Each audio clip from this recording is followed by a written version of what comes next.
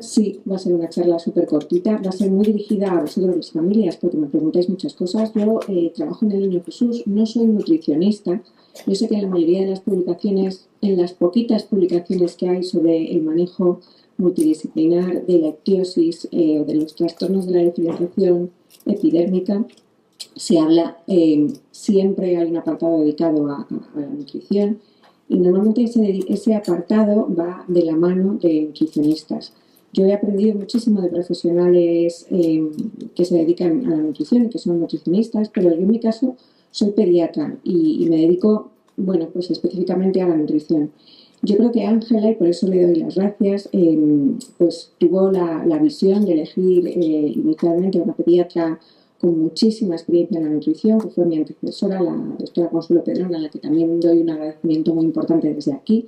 Y después yo he tenido la suerte de seguir en la consulta, porque creo que el valorar la nutrición desde el punto de vista de la visión del pediatra general le da un valor añadido que podremos compartir con las nutricionistas. Aún no tenemos nutricionista en la consulta del Niño Jesús, pero la vamos a tener en breve. Pero creo que eso es importante y es un aspecto en el que Ángela tuvo una visión muy importante con respecto a la mayoría de las publicaciones. Este va a ser el índice. Os voy a contar un poco por qué creo que es tan importante la nutrición en este tipo de enfermedades, por qué se produce la malnutrición o los estados de alteración de nutrición, un poco qué hacemos en el Niño Jesús, unas pinceladas, porque no nos va a dar mucho tiempo, y por último unas conclusiones. La nutrición en realidad es el proceso biológico a través del cual el ser humano es capaz de extraer energía y nutrientes de los alimentos, pues para dar cabida a todas las funciones orgánicas del organismo y hacer la estructura del propio organismo. Al final ese proceso determina el estado nutricional, que no es más que ese balance entre lo que el cuerpo ingiere y lo que consume o lo que es capaz de hacer con lo que consume. Y malnutrición se define y se ha definido hace, bueno, en medicina muy poquito tiempo, solo en el 2013, hay una nueva definición reveladora para todos los que nos dedicamos a esto. Malnutrición no es más que ese desequilibrio, y es un desequilibrio no solo en la energía que el organismo ingiere, sino también puede ser en las proteínas y o en los micronutrientes o cualquier combinación de los tres, y esto es muy importante, no solo determina un estado antropométrico, que el niño o el adulto esté más delgado, más gordo, más alto, más bajo, sino que realmente afecta y tiene un impacto muy importante en otros aspectos que van a determinar fundamentalmente la calidad de vida del paciente. Ese niño o ese adulto podrá ver alterada su capacidad cognitiva, su inmunidad, con el riesgo que eso supone de enfermedades, y sobre todo el pronóstico de cualquiera de las enfermedades que tenga. Así que cada vez más los médicos le damos muchísimo valor a la nutrición. Y esa malnutrición ya hemos dicho que puede ser en cualquiera de los aspectos, bien por defecto o bien por exceso. Tan malnutrido está un niño por encima como por debajo. Y al pensar en nutrición, a mí lo que se me viene a la cabeza es esto. Hemos estado hablando charlas de un interés científico inmejorable acerca de lo que significa la genética, los nuevos tratamientos, pero yo me dedico a otra cosa y a mí me toca pues pensar en esto, pensar que aunque no pretendo ser tan sensacionalista como esta portada del Time, bueno, efectivamente la genética tiene un peso específico enorme en los trastornos de la diferenciación epidérmica y van ligados a un gen, como nos ha explicado Ángela, pero nos toca pensar que quizá no todo está escrito. Nuestro código dice unas cosas, pero existen factores prevenibles, tratables, que pueden hacer que esos genes se expresen o se modulen de una determinada manera. Eso es epigenética, eso está demostradísimo, y la nutrición, y estas son las buenas noticias, igual que otros aspectos, como el aspecto emocional, que tanto impacto tiene en cualquier enfermedad crónica, y por eso de nuevo Ángela es muy visionaria, porque ha incorporado al equipo de la multidisciplinar a los psicólogos que tanto impacto tienen en el pronóstico y la calidad del paciente. Los hábitos tóxicos, que quizá no los veamos en niños, pero sí en adultos, y la nutrición, sin duda, va a ser capaz de modular cómo se expresan esos genes y tal vez cambiar un poquito el pronóstico de estos pacientes. La fisiopatología de la malnutrición no es difícil de entender. Yo creo que muchos de vosotros venís a la consulta y ya os lo sabéis. Depende, bueno, pues de ese equilibrio entre lo que el niño ingresa y lo que el niño gasta o necesita. En cuanto al ingreso, bueno, pues en nuestro medio va a tener poco papel que no haya disponibilidad de alimentos, que haya una economía tan deficiente que no se pueda abordar. Y quizá lo que más importancia va a tener es el comportamiento alimentario de ese niño, que eso sí que va a tener un papel fundamental. Un papel en el que se va a ver implicado no solo el niño, sino también la familia, cómo ese niño vive su enfermedad y cómo la familia lo vive y cómo la familia a veces establece una relación inadecuada por todo lo que le está pasando a ese niño. Y en la parte del gasto, pues ese niño tiene que asumir no solo el gasto energético, lo que el cuerpo gasta en respirar y en vivir, en crecer, que tiene que crecer, en jugar, en comer, sino que además hay otros factores muy específicos y muy determinantes en la ictiosis, como son todo lo que esa piel pierde a través de la evaporación del calor. Se hablaba mucho de la pérdida de proteínas, ya no se le da tanto valor a eso, pero sí a la pérdida calórica en la evaporación y sobre todo, y el factor más determinante es la inflamación. La inflamación que sabemos que afecta a todas y cada una de las pieles con ictiosis, a unas más y a unas menos, y que modula no solo ese gasto incrementado, esa posibilidad mayor de infecciones, sino también a través de esa suelta de interleuquinas que nos han estado contando los compañeros, determina que ese comportamiento alimentario del niño a veces no sea adecuado. Es un niño que necesita más y además quiere comer menos. Así que la cosa se complica y al final todo este, bueno, pues cúmulo de gasto, pérdidas, ingesta, condiciona un círculo maligno, como la familia lo vive, como el niño lo vive en una situación, una enfermedad crónica, se vive mal. Se tiene que ver tratamientos que son costosos en dolor, en tiempo, en estigmatización, tipo que no hace lo mismo que sus iguales. La familia tiene que asumir esa situación.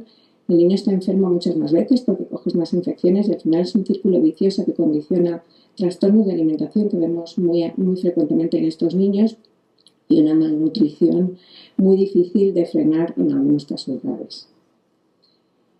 ¿Cómo lo hacemos en el Niño Jesús?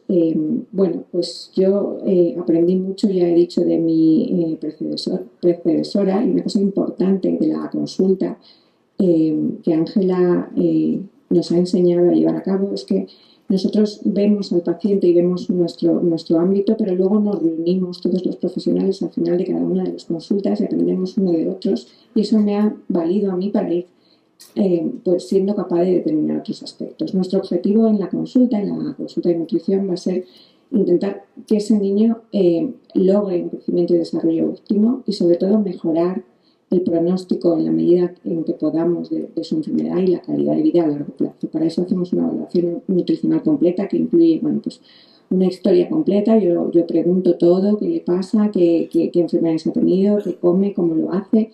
Le exploro, se le pesa, se le talla, a veces se le mide pliegues. Últimamente vamos a empezar, ya os digo, con la incorporación de la nutricionista también a hacer determinaciones de composición corporal y hacemos determinaciones de laboratorio bastante valiosas de las que ahora os voy a hablar. Y bueno, esto es básicamente lo que hemos encontrado. Nos hemos encontrado 4 situaciones que, por resumir mucho, tenemos a pacientes que tienen un desbalance por defecto o una desnutrición.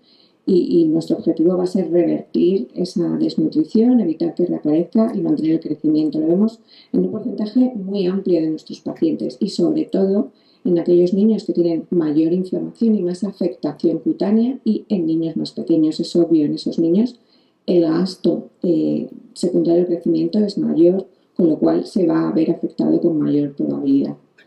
Tenemos afortunadamente un porcentaje muy amplio de pacientes que tienen una antropometría rigurosamente normal, tienen el peso y la talla que les corresponde a su edad y una composición corporal normal en la exploración, su masa grasa, su masa magra, etcétera, es normal. Nuestra función es mantener la velocidad de crecimiento de esos niños y prevenir que no aparezca una malnutrición. Y estamos empezando a ver, y esto a mí me preocupa, antes no se describía en las cifras de ictiosis, pues cada vez más en niños más mayorcitos y muy determinado por esos trastornos de alimentación que vemos que se van desarrollando a lo largo de la vida, un porcentaje cada vez mayor de sobrepeso y obesidad que como digo, es más frecuente en niños más mayores.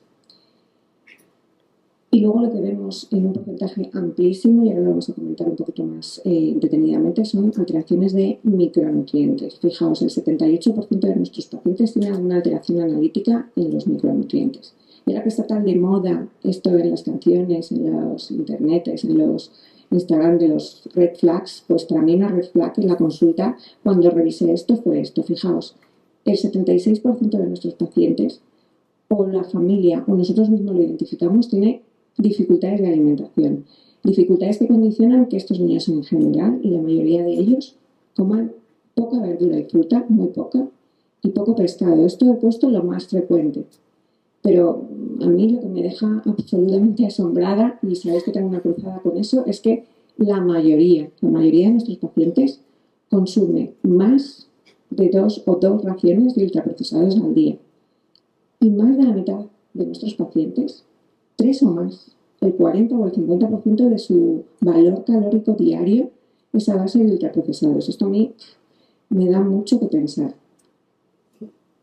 Y tal vez esto que realmente lo podemos cambiar. Yo el código genético no lo puedo cambiar, pero eso sí lo puedo cambiar.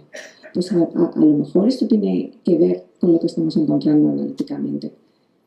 Os voy a contar un poco lo que hemos encontrado en nuestra consulta. En la bibliografía hay poquito escrito acerca de esto. Y de lo que más se escribe es de la relación de la vitamina D y la ictiosis, y aún así, bueno, pues hay poco escrito.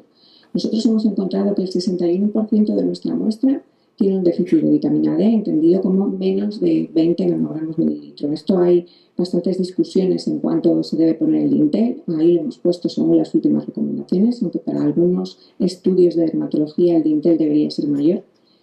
Y el 14%, que no es nada desdeñable, tienen un riesgo de alteración de la masa ósea porque ya tienen una vitamina D muy disminuida, menor de 12, y o un hiperparatiroidismo secundario. Como no sé muy bien cuánto de conocimiento tenéis acerca de la vitamina D, y parece que es en lo que más se centra últimamente la literatura con respecto a esta entidad, pues vamos a repasar un poco qué es esto de la vitamina D que ahora está tan de moda y que se implica en prácticamente todas las enfermedades. Yo creo que después del COVID y la importancia que se le dio a la vitamina D en la inmunidad, etcétera, se habla cada vez más de esta vitamina. Voy a contar que es una vitamina liposoluble. Eso quiere decir que para su absorción y para su digestibilidad necesitamos la grasa y necesitamos que todos los órganos encargados de la digestión de la grasa funcionen correctamente. Que a pesar de lo que podamos creer, la alimentación es muy poco abundante en vitamina D.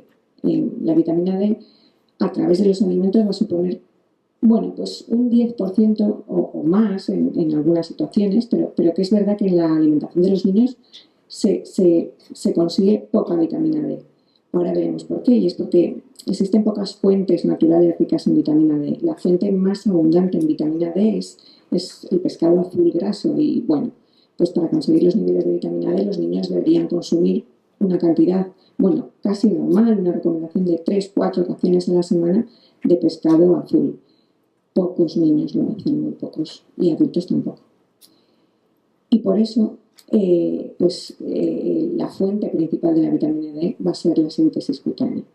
La vitamina D está muy estudiada en cuanto a sus funciones a nivel de metabolismo óseo, pero su receptor, la verdad es que se ha encontrado prácticamente en casi todas las células del organismo, y por eso cada vez son más las publicaciones que hablan de que esta vitamina no es en realidad una vitamina, sino una verdadera hormona con factores paracrinas, autocrinas, y que funciona determinando y modulando muchos aspectos de muchos otros órganos, cuya, bueno, pues evidencia y nivel que necesitamos nos queda mucho por aprender.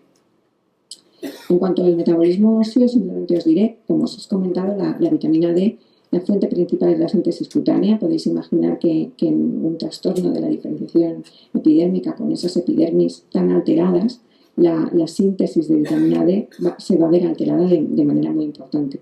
Además, bueno, pues para que se sintetice necesitamos sol, y necesitamos que ese sol incida sobre la piel con una longitud de onda determinada, que en Madrid es difícil de obtener en algunas situaciones, en invierno, por ejemplo. Y la segunda fuente es la alimentación, pero como os he dicho, en la alimentación hay pocas fuentes alimentarias ricas en vitamina D. Y bueno, pues las que son ricas en vitamina D, ya os lo he dicho, el pescado. Antes se daba a los niños aceite de hígado y bacalao, pero ¿cuántos niños consumen la cantidad de pescado que deberían? Así que es obvio que en ictiosis está bastante dificultado obtener la cantidad de vitamina D adecuada. Después necesitamos que nuestro hígado funcione adecuadamente para que se haga una primera transformación de esa previtamina y después que nuestro riñón también funcione adecuadamente. Estos dos órganos no tienen por qué verse alterados en ictiosis, así que el problema es más en la obtención quizá de la prehormona. A nivel de metabolismo óseo, pues para que os recuerde, hemos dicho, pocos de nuestros pacientes tenían la vitamina D tan baja como para estar hablando de un riesgo de alteración de la masa ósea del raquitismo. Eso del raquitismo, que no sé si os suena, pues es una enfermedad cuya causa fundamental es el déficit de vitamina D, aunque hay otras causas, y que condiciona, pues característicamente, pues que esos huesos no adquieran una masa ósea adecuada, sean blandos, sean deformables, y es esta imagen tan característica de niños que tienen las piernas curvaditas, la cabeza muy grande y muy plana, y que además pueden tener fracturas dolorosas. Y en adultos lo que se condiciona también es un déficit de masa ósea que puede dar lugar a fracturas, y esto es muy importante.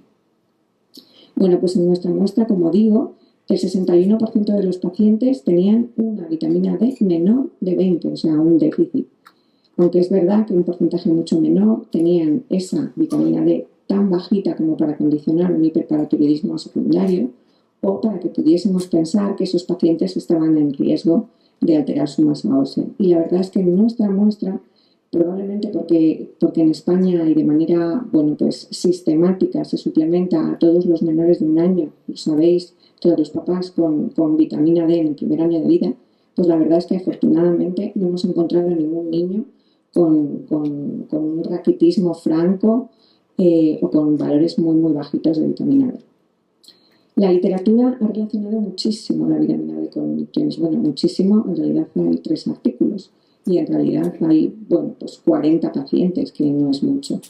Pero hay estudios interesantes que nos dicen que ese receptor de la vitamina D también está en la piel, y que la piel es capaz también, o tiene la maquinaria sintética para hacer de esa prehormona que os decía que se sintetiza en la piel, llevarla a su forma activa, que es la 1,25-dihidroxivitamina D. Y se ha visto en estudios experimentales, todo de manera experimental, que este receptor es capaz de hacer o modular la expresión de diferentes proteínas que tienen mucho que ver con la diferenciación epidérmica. Esas proteínas de las que nos hablaba Ángela, la transglutaminasa 1, la calicreína, la filagrina, pues se ven alteradas por esa modulación de ese receptor. Así que algunos autores, teniendo en cuenta esa hipótesis, han tratado con dosis muy altas, que denominamos Stoss Therapy, nosotros en nuestra consulta no las hemos utilizado, a pacientes que ya no solo tenían ese déficit de vitamina D, sino que tenían además una repercusión ósea por ese déficit de vitamina D. Es decir, que esto solo se ha visto en pacientes o en niños que tenían además un raquitismo. Y bueno, pues las publicaciones dicen que esos niños no solo mejoran sus alteraciones óseas, como era de esperar y como sabemos, sino también el aspecto cutáneo. Como digo, esto es prometedor, pero bueno, hay muy poquitas publicaciones, se ha visto en muy pocos pacientes y no hay una gran evidencia a largo plazo de que dosis altas de vitamina D puedan mejorar así de manera tan dramática como dicen esas 2 publicaciones la piel. Nosotros no hemos visto en nuestra muestra ningún paciente con ese raquitismo franco y nunca hemos tratado con esa dosis tan importante. Pero lo que sí que estoy segura es de que mantener un nivel normal de vitamina D probablemente tenga alguna implicación en muchas otras cosas. No va a curar la ictiosis, eso está claro, ni los trastornos de la diferenciación, pero probablemente sí que module algunos otros aspectos que tengan impacto a largo plazo.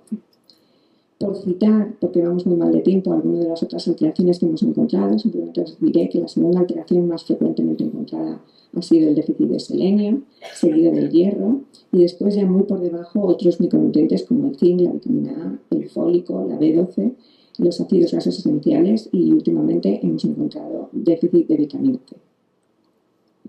Y bueno, pues por concluir, La valoración y el manejo nutricional en pacientes con ictiosis puede mejorar su desarrollo, que es lo que a mí me interesa, su crecimiento, su pronóstico, el pronóstico de esa enfermedad y al final su calidad de vida. La malnutrición es muy frecuente y aunque esa desnutrición de la que hablábamos con afectación antropométrica es más frecuente en casos graves, como hemos visto, la alteración determinada por déficit de micronutrientes no hace falta que esos pacientes tengan unas ictiosis tan graves. Esas dificultades de alimentación y ese consumo tan elevadísimo, lo habéis visto, de ultraprocesados, son muy frecuentes. Y esos sí pueden ser factores causales y, lo que me interesa, potencialmente prevenibles para las alteraciones nutricionales encontradas. Muchas gracias. Muchísimas gracias, Elvira.